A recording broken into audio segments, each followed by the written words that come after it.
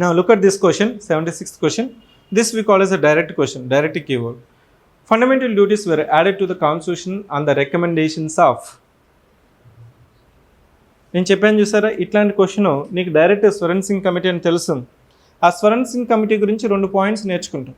Swaran Singh committee కాదు, Varma committee ఏంటి, Kripalani committee ఏంటి, రామ్నందన్ కమిటీ అనేది కూడా ఏమి రికమెండ్ చేశారు. In the context of the question you need to know. That's it, that's the preparation. Okay, other options are also equally important. It is not just knowing the answer. That's how you need to focus the previous year questions. ఇక్కడ first question నుంచి మనం ఏం చెప్తున్నాం, fact అండి ఇది. మన fundamental duties అనేది మనకి 42nd అమెండ్మెంట్ యాక్ట్ ఆఫ్ 1976 ద్వారా ఒక స్వరణ్ సింగ్ కమిటీ రికమెండ్ చేస్తారు. దాని ద్వారా మన ఫండమెంటల్ డ్యూటీస్ అనేది యాడ్ చేస్తాం. కాన్సెప్ట్ చెప్పుకునేటప్పుడు చెప్పుకుంటాం. కానీ క్వశ్చన్ ఏం అడిగాడు, డైరెక్ట్గా అనేది అడిగాడు. నెక్స్ట్, సో 77 సెక్యులర్ అనే పదం ఎప్పుడు యాడ్ చేశారు? సెక్యులర్ అనే పదము ఎప్పుడు యాడ్ చేస్తారు? ఏ రాజ్యాంగ సవరణ ద్వారా యాడ్ చేస్తారు?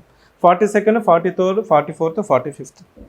సో రైట్ ఆన్సర్ 42nd అయినా కానీ అదేవిధంగా 43rd, 42nd, 44th, 45th ఏమి యాడ్ చేస్తాయి అనేది కూడా నువ్వు తెలుసుకోవాలి. అంతే. ఆల్రెడీ అడిగిన ప్రశ్నలే మళ్ళీ అడుగుతాడు. ఇప్పుడు ఆప్షన్స్ మెన్షన్ చేసిన దాని గురించి తెలుసుకో చాలు. అదే నీ యొక్క ప్రిపరేషన్.